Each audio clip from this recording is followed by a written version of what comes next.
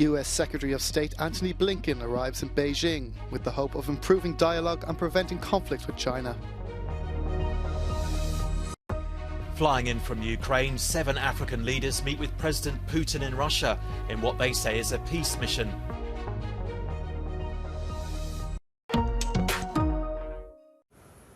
US Secretary of State Antony Blinken arrived in Beijing on Sunday at the start of a high-stakes mission to cool soaring tensions between the two world powers. Blinken becomes the first American Secretary of State to visit China in nearly 5 years. The world's 2 largest economies have been at odds on an array of issues, from trade to technology and regional security. Blinken was originally scheduled to visit in February, but abruptly scrapped his plans as the United States protested and later shot down what it said was a Chinese spy balloon flying over its soil. South African President Cyril Ramaphosa met with Russian President Vladimir Putin on Saturday, telling him the war must end in Ukraine. Ramaphosa is part of a 7-leader African delegation that's now talked with both Putin and Ukraine's President Volodymyr Zelensky in what it says is a peace mission. Putin said Russia is not giving up on negotiations with Ukraine. Приветствуем сбалансированный подход африканских друзей в связи с украинским кризисом. Уважаемые друзья, мы ценим вашу заинтересованность в поиске путей урегулирования конфликта.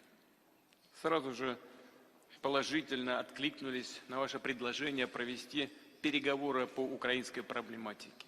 African states are divided over whether Russia should be condemned for invading Ukraine, and there are questions as to whether South Africa is a neutral party. The United States has accused it of sending arms to Russia by ship from Cape Town in December.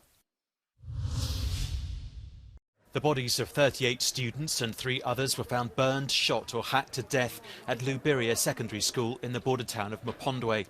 The local mayor, Sylvester Mapose, told the Associated Press that some of the students were burnt to death when the rebels set fire to their dormitory, whilst others were shot or hacked with machetes. The authorities have blamed the Allied Democratic Forces, a shadowy extremist group with ties to the Islamic State, which has been launching attacks for years from bases in neighbouring Democratic Republic of Congo. At least 6 people were abducted by the rebels, who fled across the porous border, according to the Ugandan military. Troops are now pursuing them to rescue the abducted students, who are forced to carry looted food towards Congo's Virunga National Park, the military said. Calls for the resignation of President Aleksandar Vučić rang through the Serbian capital Belgrade on Saturday as protesters rallied for a 7th consecutive week. The protests initially erupted after 2 back-to-back mass shootings in early May, with people accusing the government of promoting a culture of violence. Euronews Serbia correspondent Maja Popovic was on the ground in Belgrade. Serbian people went to the streets for the 7th time with the same demands. First of all, resignation of the police minister, resignation of the director of the National Security Information Agency. Also, they want for 2 television networks to lose their license because they promote violence in Serbia. This time, except of the capital city, except of the Belgrade, we have protests Serbia against violence also in the other cities like Novi Sad, Niš and Kragujevac. For Euronews, Maja Popovic from Belgrade. Police in southeastern France clashed with protesters seeking to stop the construction of a new high-speed train link with Italy.